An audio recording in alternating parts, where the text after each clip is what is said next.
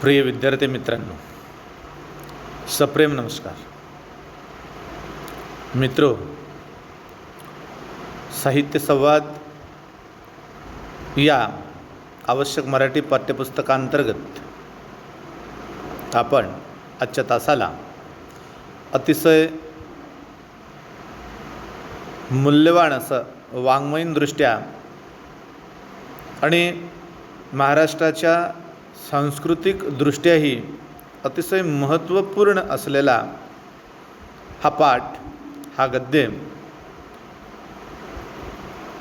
विवाह स्वीकारू या लीळेच्या रूपानं आपण समजून घेऊया. मित्रो, ही एक आठवण लीळा महिमभट या संपादकाने, या संकलनकाराने, की ज्यांचं शतक, ज्यांची कारकीर्द ही 13व्या शतकातील आहे, या 13व्या शतकातील एका मराठी भाषेच्या जाणकाराने, संपादकाने, संकलनकाराने मानवभाव पंथाचे शिष्यत्व पत्करून श्री चक्रधर स्वामींचे, श्री गोविंद प्रभूंचे अनुयायित्व स्वीकारून त्यांच्या मूल प्रेरणेने तत्कालीन 13व्या-14व्या शतकातील यादवकालीन मराठी भाषेमध्ये मानवभाव पंथाचा धार्मिक, तात्विक विचारांचा प्रचार प्रसार करून तत्कालीन जनमानसात या मानवभाव पंथाची ख्याती श्री चक्रधर स्वामींचं, श्री गोविंद प्रभूंचं आणि श्री चांगदेव रावडी यांचं महात्म्य अभिव्यक्त करण्याच्यासाठी आपली प्रज्ञा, प्रतिभा महिमभट या अभ्यासकाने, या मानुभावीय साधकाने खर्ची पाडलेली आहे. एकूणच मानुभाव साहित्यात महिमभटांचं नाव अग्रक्रमाने घेतलं गेलं पाहिजे. मराठी भाषेच्या एकूणच इतिहासात जर आपण विचार केला तर महिमभट हे पहिले चरित्रकार ठरत आहेत. त्यांनी गोविंद प्रभूंकडून मानवभाव पंथाची दीक्षा तर घेतलीच, या मानवभाव पंथाचे संस्थापक श्री चक्रधर स्वामी यांना समजले जातेच. या दोन्ही महापुरुषांचा प्रत्यक्ष सहवास या महिमभटांना लाभलेला होता. त्यांनी श्री चक्रधर स्वामी यांच्या आठवणी सांगणारा एक चरित्र ग्रंथ लिहिला, तो म्हणजे लीळा चरित्र. तर गोविंद प्रभूंच्या आठवणी सांगणारा, चरित्र सांगणारा दुसरा चरित्र ग्रंथ लिहिला, गोविंद प्रभू चरित्र. आणि चांगदेव राऊड यांच्या चरित्राची माहिती त्यांनी श्री चक्रपाणी चरित्र या चरित्रामधून दिलेले आहे. एकंदरीत हे त्यांचं श्री चक्रधर स्वामी, गोविंद प्रभू आणि चांगदेव राऊड यांच्या आठवणी या चरित्र ग्रंथांमध्ये त्यांनी सांगितलेलं आहे. त्यातून त्यांची संकलकाची आणि संशोधकाची सोबतच मानवभावीय साधकाची वृत्ती, जिज्ञासाही दिसून येते आहे. याशिवाय त्यांनी काही आरत्या लिहिलेल्या आहेत आणि त्या आरत्या जतीचा दशक म्हणून प्रसिद्ध आहेत. भगवद्गीतेवर सुद्धा भाष्य करण्याची कुवत महिमभटांच्याकडे शीघ्र कवित्वाच्या गुणाच्यामुळे होते आहे, असं अभ्यासकांना दिसून पडलेलं आहे. ते गोविंद प्रभूंचे शिष्य आहेत. गोविंद प्रभू आणि चक्रधरान स्वामी या दोन्ही महापुरुषांचा प्रत्यक्ष सहवास या महिमभटांना लाभलेला होता.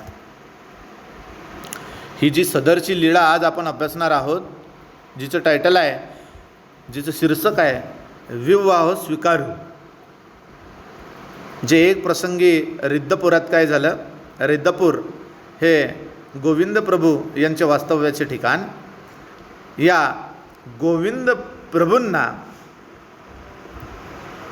प्रभूंची प्रभूंनी जो विवाह स्वीकारलेला होता आपल्या भक्तांच्या समवेत, साधक अनुयायांच्या समवेत एक प्रसंग घडला की ज्या प्रसंगात ते कृष्णाचा अवतार धारण करून रुक्मिणी स्वयंवरात जसं काही घडलं त्या पद्धतीनं आपल्या साधकांना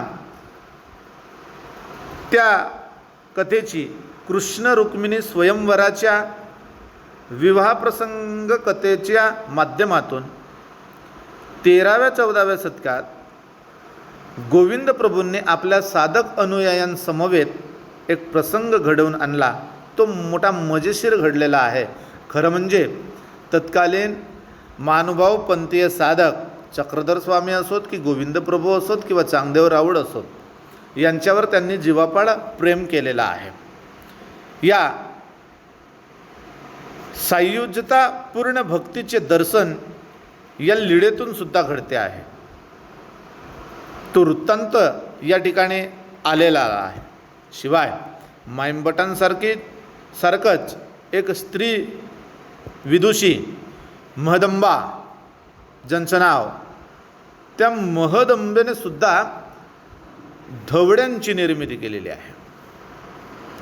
धवडे, महदंबेने धवड्यांची निर्मिती केलेली आहे. धवडे म्हणजे आपल्याकडे लग्न वगैरे समारंभात जी वरगीते गायली जातात, नवरदेव झाल्याच्या नंतर जी गीते गायली जातात लग्नात, विवाहाप्रसंगी, ती वरगीते, वर नवरदेव, ती वरगीते तत्कालीन यादवकालीन भाषेच्या साजात कृष्णाला आणि रुक्मिणीचं स्मरण करून असल्या वरगीतांची, अर्थात कृष्णगीतांची, कृष्णाच्या विवाहाची, रुक्मिणीच्या विवाहाची गीते महदंब्या या महानुभाव पंथीय साधक विदुषीने लिहिलेलं आहे. महदंबा.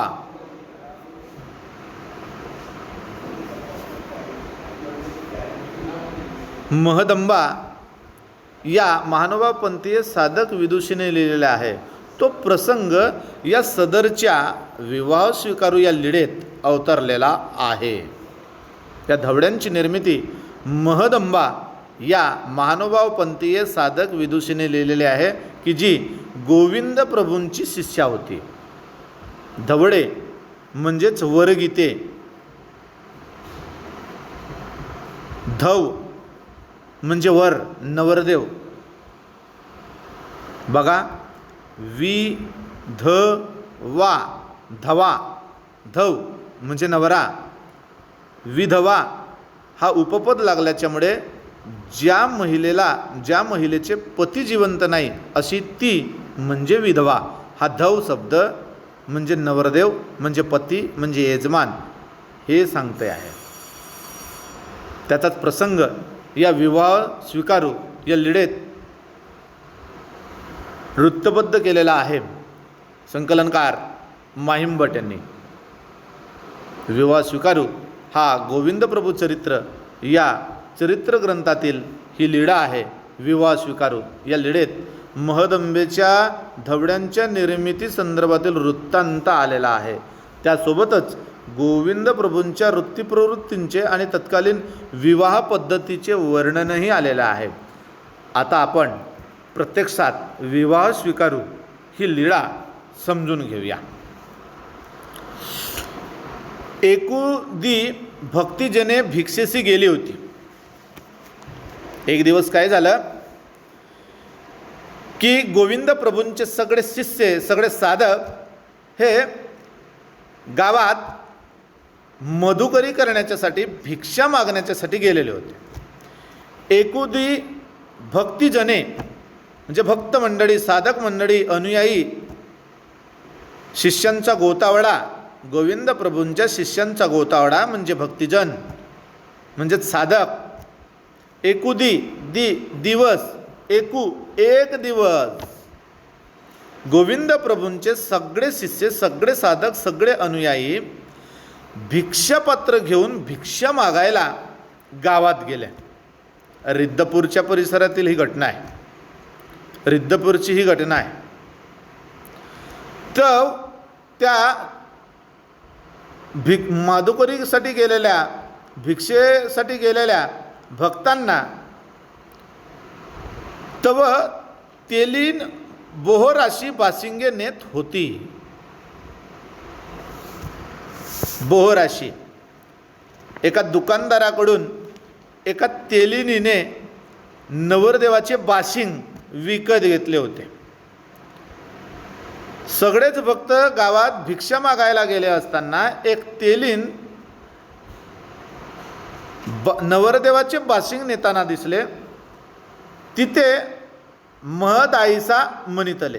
ही बघा, महदाईसा म्हणजेच महदंबा. महदाईसा म्हणजेच महदंबा. तिथे महदाईसा म्हणितले, जी गोविंद प्रभूंची शिष्या महदंबा होती, म्हणजेच महदंबा महदाईसा होती. ती महदाईसा त्या तेलिनीस म्हणाली, तेलीनबाईस म्हणाली की जी बाई नवरदेवाचे बाशिंग घेऊन जात होती. त्या तेलिनीस म्हणाले, आहो तेलिनी मेहरी, हे मेहरवाशिनी तेलिनी, आहो तेलिनी मेहरी, एक बाशिंग आमचे या गोसावियांशी दे. तू हे बाशिंग घेऊन जात आहेस की नाही, तर असं कर, एक बाशिंग आमच्या गुरुवर्यांच्यासाठी, आमच्या गोविंद प्रभूंच्यासाठी, आमच्या स्वामींच्यासाठी, आमच्या गोसावींच्यासाठी एक बाशिंग मला दे बरं.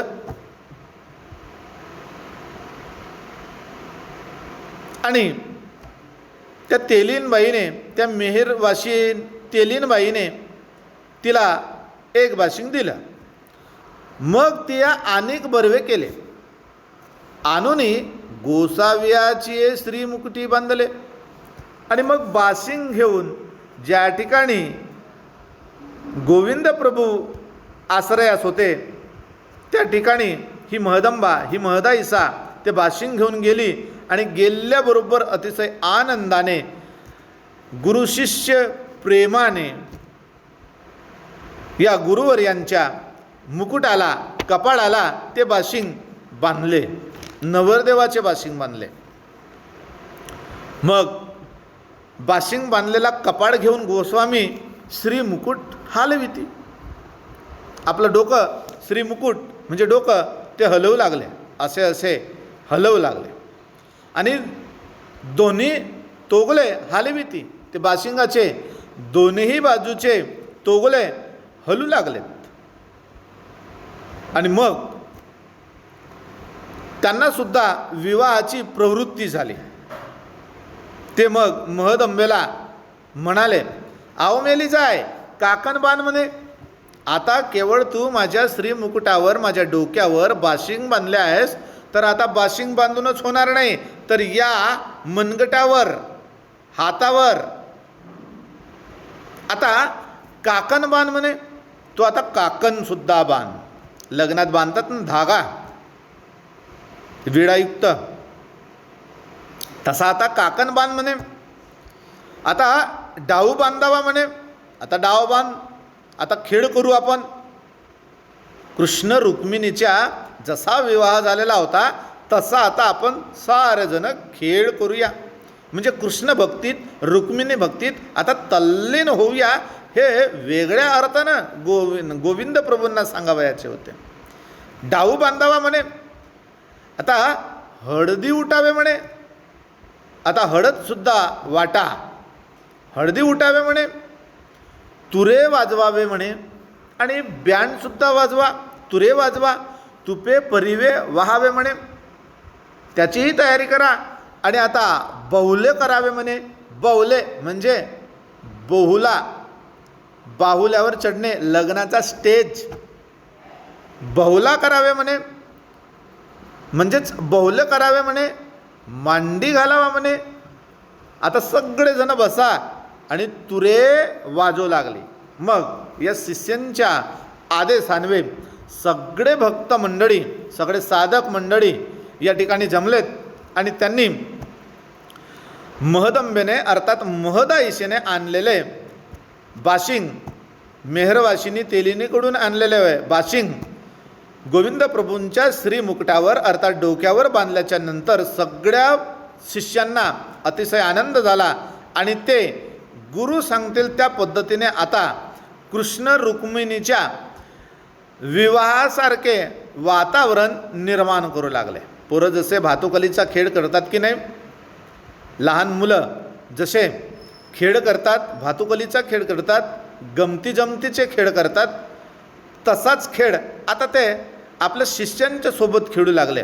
अर्थात असा खेळ करण्यामागे त्यांचा काय डाव होता, तर त्यांना कृष्ण भक्ती, रुक्मिणी भक्ती आपल्या साधकांना पटवून द्यायची होती. एका वेगळ्या प्रसंगातून आपल्या साधकांशी, आपल्या शिष्यांशी किती गुण्या गोविंदाने, प्रेमाने, आपुलकीने, आस्थेने वावरणारा हा महापुरुष गोविंद प्रभू पुढे त्यांना आदेश करतात, आओ मेली जाय, आओ मेली जाय, काकण बांध म्हणे, डाऊ बांधावा म्हणे, हळदी उठावे म्हणे, तुरे वाजवावे म्हणे, तुपे परिवे वाहवावे म्हणे, बवले करावे म्हणे, मांडी घालावा म्हणे. तुरे वाजू लागले. मग असा गुरूंचा आदेश झाल्याच्या नंतर सगळेच भक्त मंडळी, साधक मंडळी कामाला लागली. महदंबासुद्धा कामाला लागली, महदाईसासुद्धा कामाला लागली. कारण माहीम भटांच्याकडे तसं शीघ्र कवित्वाची पात्रता होतीच, पण महदंबासुद्धा एक मानुभाव पंथी आदी कवित्री म्हणून पुढे धवडे लिहिल्याच्यामुळे नावारूपास आलेले आहे. असे आपल्या साधकांना लिहायला, बोलते करायला हे चक्रधर स्वामी असोत किंवा गोविंद प्रभू असोत किंवा चांगदेव राऊळ असोत, ही मंडळी, ही मोठी माणसे आपल्या साधकांना व्यासंगी बनवायचे, दीर्घ उद्योगी बनवायचे, हे या घटनेतून सुद्धा दिसून येते आहे. मग तुरे वाजवू लागले, वडे मांडे केले आणि मग वडे पंचपक्वान सुद्धा केला, भातू वेडीला आणि भातसुद्धा मांडला. कारण आता लग्नासारखाच हा सण समारंभ, उत्सव साजरा करावयाचा होता. कृष्ण रुक्मिणी यांचा हा स्वयंवर, हा विवाह संपन्न करावयाचा होता. आता सगळे भक्त मंडळी जमलेली होती आणि यांना स्वतःला विवाहाची प्रवृत्ती झालेली होती. हे आता कृष्ण अवताराचा रूप घेतलेलं होतं गोविंद प्रभूंनी आणि ते कृष्णाने जसं मान डोलवावी नवरदेव झाल्याच्या नंतर, वर झाल्याच्या नंतर, अगदी तसे हे गोविंद प्रभू करू लागले आणि त्यांच्या आदेशानुसार त्यांच्या भक्तांनी, त्यांच्या साधकांनी, शिष्यांनी तुरे वाजवायला सुरुवात केली होती. काहींनी वडे मांडे केलेले होते, काहींनी भातसुद्धा बनवलेला होता. मग वडीवट वेढिले, तुपाचे सांगड आणले, तूप पंचपक्वान बनविले आणि याच त्यांच्या साधक मंडळात तेथील एक स्थानिक ईश्वर नाईक नावाचे धनिक मंडळीसुद्धा बसलेले होते. हे ईश्वर नायक नावाचा एक धनसंपन्न व्यक्ती, एक मोठी व्यक्ती या प्रसंगात हजर होती. हे ईश्वर नाईकसुद्धा गोविंद प्रभूचे शिष्य होते. तिथे ईश्वर नायक म्हणीत आले. हे ईश्वर नायक गोविंद प्रभूंना म्हणाले, काय म्हणाले, गोसाव्यांशी विवाहाची प्रवृत्ती जरी होईल तरी मी आपली कन्या देईन. जर गोविंद प्रभू हे साधुत्व पत्करलेले, संन्यास धर्म स्वीकारलेले महापुरुष होते, तरीही मात्र गोविंद प्रभूंच्या अतिप्रेमास्तव जर गोविंद प्रभूंना विवाहाची इच्छा होईल तर मी ईश्वर नायक तुम्हा सर्वांच्या समोर असं सांगतो की गोविंद प्रभूंना जर विवाहाची प्रवृत्ती झाली असेल, हा भातुकलीसारखा जरी कृष्ण रुक्मिणीचा स्वयंवराची कथा या ठिकाणी सांगितली जात असेल, पण खरोखरच जर गोविंद प्रभूंना विवाहाची प्रवृत्ती होईल तर मी माझी आपली मुलगी देण्यास तयार आहे. असं गोविंद प्रभू चरित्र या मायंबटकृत चरित्र ग्रंथातील विवाह स्वीकारू या लीळेत प्रसंगी ईश्वर नायक गोविंद प्रभूंना आपली मुलगी देण्यास तयार होतात, कन्यादान करण्यास तयारी दर्शवतात. जर गोविंद प्रभूंना खरोखरच जर लग्न करावयाचे असेल तर हे गोविंद प्रभूंच्या अतिप्रेमापोटी ईश्वर नायक साधक हे शिष्य बोलू लागलेत. एवढा मोठा माणूस, महानुभाव माणूस जर माझ्या मुलीला स्वीकारेल तर त्याच्यात गैर काय, असा एका वेगळ्या प्रेमातीत्यातून ते तसे बोललेत. काय म्हणाला ईश्वर नाईक? गोसावायाशी विवाहाची प्रवृत्ती जर होईल तरी मी आपुली कन्या देईन, तरी मी आपुली कन्या देईन. भगतजनी गोसेवायती ओनविले. मग असं ईश्वर नायक बोलल्याच्या नंतर सगळ्याच भगतजनांनी, साधकांनी, शिष्यांनी या गोविंद प्रभूंना विनंती करू लागले, ओनविले, विनंती केली. होजी होजी, ईश्वर नायक तुम्हाला मुलगी देईन म्हणतात, लग्न करा, विवाह करा. कशी विनंती केली? जीजी ईश्वर नायक कन्या देईन. भगतजनी गोसावेयते विनविले. जीजी ईश्वर नायक आपली कन्या देत असती तरी गोसावी स्वीकारीजी. गोसाव्यांनी ईश्वर नायकांची कन्या स्वीकारावी, रुक्मिणी म्हणून स्वीकारावी, कारण यांनी गोविंद प्रभूंनी कृष्णाचा वेश धारण केलेला होता. आणि गोसावी कोपून उठले. मग मात्र गोविंद प्रभूंना थोडासा राग आला, ईश्वर नायकचा सुद्धा आणि त्यांच्या भक्तजनी मंडळींचा सुद्धा. का? कारण ते गोविंद प्रभू म्हणजे काही आजच्या युगातल्यासारखा आसाराम नव्हते. तुम्ही मला ती मुलगी पत्नी म्हणून देता ईश्वर नायकाची, ही बाबच गोविंद प्रभूंना सहन झाली नाहीत. ते कोपून नटले. कोपून नटले म्हणजे रागावले, कोप झाला, क्रोध व्यक्त केला त्यांनी. आणि आसाराम असता तर स्वीकारलं असतं. बोवा कीर्तन करी आणि एक नजर पोरीवरी, अशी स्थिती असते. अलीकडच्या भोंदू खोटारड्या साधूंचे हे खरं साधुत्व नसते मुळात. ऐसे कैसे झाले बंधू कर्म करुणी म्हणती साधू, अंगा लावणी या राक डोळे झाकुनी करती पाप, दावणी वैराग्याची कडा भोगी विषयाचा सोहळा. तुका म्हणे सांगू किती जडो तयांची संगती. अशा नालायक साधूंची संगत जडो,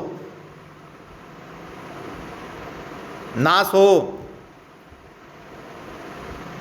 आसारामांच्या सारख्या अशा समाजात कितीतरी आसाराम अजूनही पसरलेले आहेत. परंतु आमच्या महिलांना फार विचित्र आणि घाणेरडी सवय लागलेली आहे. जिथं दिसला बुवा तिथंच पडपाया पडपाया पडपाया, अशी स्थिती झालेली आहे. या लेडेतून थोडं हेही शिकण्यासारखं आहे. प्रेम करावं माणसानं ते डोळसपणे, परंतु अंधानुकरणातून भक्ती करू नये कुणाची. मग ते आसाराम असोत की आणखी कोणते नालायक बाबा बुवा असोत, गोविंद प्रभू तसे नव्हते. ईश्वर या गोविंद प्रभूंना जरी विवाहाची प्रवृत्ती झाली, आपल्या साधकांच्या सोबत ते कृष्ण रुक्मिणीची स्वयंवर कथा ते सांगू लागले. ही कथा सांगण्यातून, ही लीळा सांगण्यातून त्या कृष्ण रुक्मिणीच्या विवाहाची आठवण सांगण्यातून गोविंद प्रभूंना आपल्या साधकांचे मनोरंजनही करावयाचे होते आणि उद्बोधनही करावयाचे होते. एकाच वेळेला त्यांचं मनोरंजन, एकाच वेळेला शिकवण, उपदेश, उद्बोधन हे साधण्याच्यासाठी प्राचीन दाखल्यांचा, उदाहरणांचा, पौराणिक कथांचाही गोविंद प्रभू आधार घ्यायचे. तसाच आधार याही विवाह स्वीकारू या लीळेप्रसंगीसुद्धा तसाच आधार त्यांनी घेतला आणि कृष्णाचं सोंग त्यांनी घेतलं, विवाह करण्याचं सोंग घेतलं. अर्थात कृष्ण भक्ती प्रतीत करण्याच्यासाठी, कृष्णाविषयीचं प्रेम सांगण्याच्यासाठी हे त्यांनी केलेलं आहे. तेव्हा सगळेच साधक लोक म्हणाले की ईश्वर नायक तर मुलगी देण्यास तयार आहेत, गोविंद प्रभू तुम्ही लग्नाची तयारी दर्शवा. पण मात्र या घटनेला त्यांनी स्वीकारला नाहीत. गोसावी कोपून अटले. गोविंद प्रभूंना असा बोलण्याचा ईश्वर नायकाचा आणि इतर साधकांचा सुद्धा मनस्वी राग आला. गोसावी कोपून अटले. मग म्हणितले, आओ मेला जाय ना म्हणे. मग उगीच राहिल्या. तुम्ही पागल झाले काय? ईश्वर नायकाची मुलगी, ईश्वर नायक मला मुलासारखा, तर त्याची मुलगी मला नातींसारखी. काहीशा अशा आविर्भावाने ते ते त्या सर्वांवर रागावले असले पाहिजेत. अहो मेला जाय ना म्हणे, अजिबात नाही. मी म्हणजे काही आसाराम नव्हे, मी म्हणजे काही झासाराम नव्हे. कदाचित असेच गोविंद प्रभू बोलले असतील. मग असे बोलून ते शांत झाले, कारण त्यांना कृष्ण भक्ती आणि रुक्मिणी स्वयंवर आपल्या शिष्यांच्या मध्ये प्रचितीस आणावयाचे होते. या लीळेच्या माध्यमातून, या आठवणीच्या माध्यमातून, या गमती जमतीच्या खेळातून. मग तुपाचे सांगड उतरविले. जो जेवण तयार झालेला होता तुपाचा सांगड उतरविला. अवघे लोका जेवणावळी केली. सगळेच लोक जेवू लागले. मग लोक जेवू लागले आणि मग महदाईसा धवळ गायले. आणि तेव्हा कुठं या महदंबायला महदाईशेला काव्याची स्फूर्ती चढली, धवडे लिहिण्याची स्फूर्ती चढली. ती नवरदेव नवरी गीते गाऊ लागली. अर्थात कृष्ण रूपातील वरगीते ती गाऊ लागली. कृष्ण भक्तीत ती सुद्धा तल्लीन झाली. आपल्या गोविंद प्रभूंनी तिला तसं प्रेरित केलं आणि स्वतः कृष्णाचा अवतार या गोविंद प्रभूंनी धारण केलेलं होतंच. त्यामुळे ती कृष्ण भक्तीत, गोविंद प्रभूंच्या भक्तीत लीन होऊ लागली, तल्लीन होऊ लागली आणि उत्स्फूर्तपणे ती आता धवडे गायला लागली. आणि सगळीच सभा, जमलेले सगळे लोक महदंबेचे धवडे गायन ऐकू लागले. अशा पद्धतीने गोविंद प्रभूंनी महदंबेच्या हातून सुद्धा धवड्यांच्या निर्मितीसाठी उद्बोधक अशी प्रेरणा दिलेली आहे. मग महदंबा महदाईसा धवडे गायले. गोसावी म्हणितले, आव मेली जाय, गाय गाय म्हणे. अगं अशी थांबू नकोस, उत्स्फूर्तपणे सततच निरंतर गा, खूप मजा येत आहे. आणि तिला अशी ते दाद देऊ लागले. आव मेली जाय ही हे खास शब्द नेहमीच गोविंद प्रभूंच्या मुखातून यायचे. गोविंद प्रभूंच्या तोंडवडी आव मेली जाय बायांशी बोलत असताना, स्त्री शिष्यांशी बोलत असताना ते आवर्जून असे बोलायचे, आव मेली माय. आपण हे जे ऐकलेलं आहे ते याच अर्थानं, आव मेली जाय, गाय गाय म्हणे. महदाईसा म्हणितले, काय गावजी, तुम्ही गाय गाय म्हणता, गा म्हणता, पण काय गाऊ? अगं जे आत्ता नाही का तू गात होतीस कृष्ण रुक्मिणी वरगीत, लग्नगीत, तेच काय? अगं छान गातेस तू. अशी प्रेरणा गोविंद प्रभूंनी महदंबेला दिली. आणि मग महदंबेचा आत्मविश्वास वाढू लागला, ती गाऊ लागली. काय गावजी? गोसावी म्हणितले, आहो कृष्ण रुक्मिणी गाय म्हणे, कृष्ण रुक्मिणी गाय म्हणे. कृष्ण आणि रुक्मिणीचे वर प्रसंगातील, विवाह प्रसंगातील गाणे तू गाय, छान गाते आहेस. तेच म्हणजे धवडे होत. आणि मग ती अतिशय उत्स्फूर्तपणे गाऊ लागली. आव मेली जाय, कृष्ण रुक्मिणी गाय म्हणे, तुरिया थाट गाय म्हणे. आणि महदाईसा अगदी स्फूर्ती झाली, तिला स्फूर्ती झाली आणि तिने तिच्या काव्य प्रतिभेने धवडे गायले, सगळ्या सभेपुढे गायले. गोविंद प्रभूंनी तिला प्रेरित केलेलं होतं हे गाण्याच्यासाठी. आणि इतुकेन रुक्मिणी स्वयंवर गावची लागली. अशी प्रेरणा झाल्याने ती लगेचच इतुकेन रुक्मिणी स्वयंवर गावची लागली. सतत ती धवडे गाऊ लागली. निरुता लागला जीवी. आणि मग तिचं हे धवडे गायन सुरू असताना रुक्मिणीचं आणि कृष्णाचं विवाह प्रसंग या तिच्या गायनातून साक्षात उभं ठाकलं. सगळीच सभा, गोविंद प्रभू सुद्धा तिच्या या गायनात मशगूल झाले, रममान झाले. निरुता लागला जीवी, आणि त्यांचा जीव त्या गायनात खिळून गेलेला होता. हे कडवे गायले आणि गोसावी म्हणितले, आओ हो हो निरुता लागला जीवी. खरं आहे महदंबे, खरं आहे महदाईसा, या कृष्णाच्या रुक्मिणीच्या विवाहाच्या कथेत आता मन खूपच रमला. तू जो आत्ता हा जो निरुता लागला जीवी हा जो कडवा गायला आहेस ना, या कडव्याने आमचाही जीव तुझ्या गाण्यात आणि प्रसंगाने कृष्ण आणि रुक्मिणीच्या या विवाह प्रसंगात आता आमचाही जीव लागला आहे.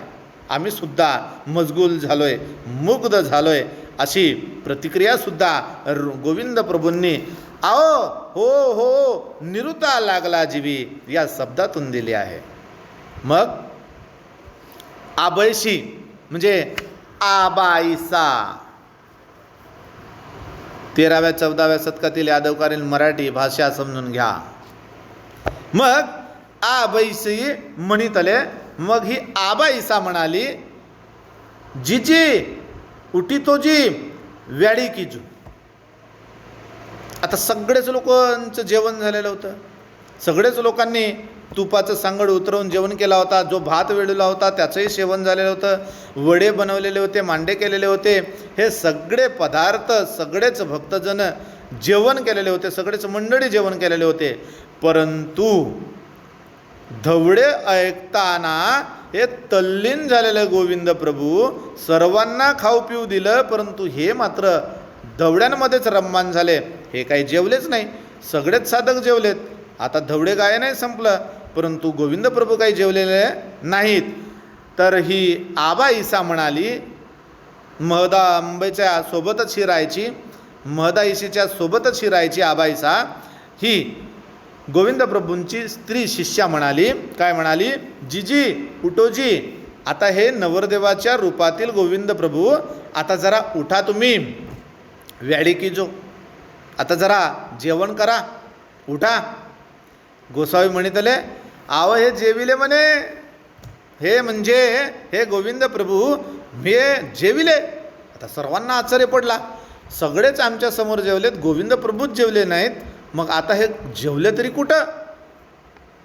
हा कृष्ण अवतारी गोविंद प्रभू म्हणाला, आओ हे जेविले म्हणे.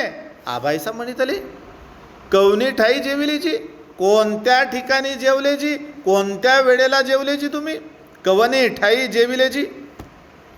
गोसावी म्हणितले, गोविंद प्रभू म्हणितले, आओ हे जेविले म्हणे, आओ हे जेविले म्हणे, हे रुक्मिणींचा राऊड. मगाशी या धवड्यांमध्ये रुक्मिणी स्वयंवर गायलं ना, मग रुक्मिणीच्या घरी आपले नवरदेव कृष्ण पोहोचले ना, त्यावेळेला रुक्मिणीच्या राऊडी, रुक्मिणीच्या घरी, रुक्मिणीच्या लग्न मंदिरी हा कृष्ण, हा गोविंद प्रभू त्यावेळेला जेवला की. गोसावी म्हणितले, आव हे जेविले म्हणे, आव हे रुक्मिणीच्या राऊडी. जी ते द्वापार युग आणि हे तर कलियुग आहे. 13वे-14वे शतक हे तर कलियुग आहे. कथा मगाशी संपलेली आहे. ते द्वापार युग होतं, कृष्णाचं आणि रुक्मिणीच्या लग्ना प्रसंगातील युग काळ, तो द्वापार युग होता. आणि हा 13वा-14वा शतक आबाईसा म्हणाली, हा कलियुग आहे. तुम्ही कुठं जेवले जी, तुम्ही जेवण करा आता. आणि गोसावी हास्य केले. मग महदंबेला काय म्हणायचं आहे, आबाईसाला काय म्हणायचं आहे, हे गोविंद प्रभूंना गोसाव्यांना समजलं आणि ते मग हसले. मग आबाईशी ताट केले, जेवणाचा ताट तिने बनवला आणि गोसावी आसनी उपविष्ट झाले, आसनावर आरूढ झाले, ते बसले. मग मांडे, पुरिया, घारिया, वडे, उमरे ऐसे आवगे उलतू अवलोकिले. सगळे अन्न पदार्थ त्यांनी सेवन केला, उपभोग घेतला अन्न पदार्थांचा. मग गोसावी म्हणितले, अहो मेली जाय, भाकरी नाही म्हणे. भाकरी नाही केले का, कारण रिद्धपूर गोविंद प्रभू यांचा वावर, यांचा सहवास हा वऱ्हाड प्रांतातला होता आणि वऱ्हाडातील भाकरी अशी अतिशय प्रसिद्ध आहेत.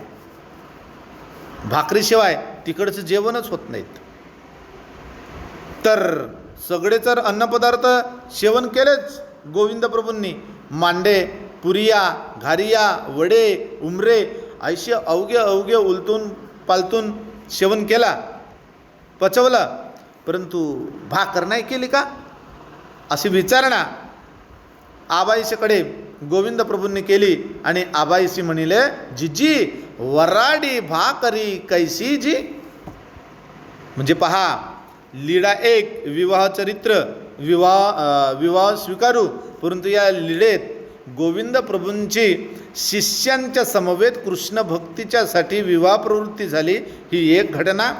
त्या विवाह प्रवृत्तीच्या प्रसंगी महदंबेला धवडे लिहिण्याची जी प्रेरणा गोविंद प्रभूंनी दिली ते वेगळं. आणि तत्कालीन विवाह पद्धतीचे मनोज्ञ दर्शनसुद्धा ह्या लीळेत होतच आहे. अन्नपदार्थ काय वऱ्हाडातले, आजही वऱ्हाडात हे सगळे अन्नपदार्थ प्रसिद्ध आहेत. मग आबाई सामणी दिली, जिजी वऱ्हाडी भाकरी कैशी जी. मग 4 दिस गोसावी रुक्मिणी स्वयंवर ऐकिले. मग सतत 4 दिवस गोसावींनी रुक्मिणी स्वयंवर जे महदंबेने महदाईशेने धवडेच्या रूपानं लिहिलेलं होतं ते ऐकलं. सतत 4 दिवस त्याचं पारायण झालं या घटनेच्या नंतर. आणि 4थ्या दिवशी साडे झाले आणि 4थ्या दिवशी नंतर मात्र हे कृष्ण अवतारातून बाहेर पडले. मग त्यांची प्रवृत्ती भंगली. ऐसा वऱ्हाडी केशी आवगा गाऊ जेविला. मग अख्खा गाव वऱ्हाडाला आलेला होता. अख्खा गाव जेवला. बैलोरे जेविले, साचोकारे तुपे परिवे वाहिले. मग वऱ्हाडींचे अनभक्तिजनी जेविले होती ते नासावया कारणे अवचित कटक केले. आणि नंतर मग ते कटक या परिसरात त्यांनी आगेकूच केली. एका ठिकाणी हे गोविंद प्रभू थांबायचे नाहीत. महानुभाव पंथातील गोविंद प्रभूंना वेडापिसा अवतारही समजलं जाते. ते फार काळ एका ठिकाणी टिकायचे नाहीत. त्यांचा असा प्रवास कटककडे या घटनेच्या नंतर वळला. अतिशय महत्त्वपूर्ण ही लीळा आपण या ठिकाणी अभ्यासलेली आहे. मी या ठिकाणी थांबतो आहे. आपण सर्वांनी या लीळेचा पुन्हा पुन्हा अभ्यास करावा. 13व्या शतकातील यादवकालीन मराठी भाषा शैली समजून घ्यावी. त्यासोबतच गोविंद प्रभूंची वृत्ती प्रवृत्ती, शिष्यांची गुरुप्रती असलेली प्रेमभावना तेही समजून घ्यावं. या ठिकाणी थांबतो आहे. धन्यवाद.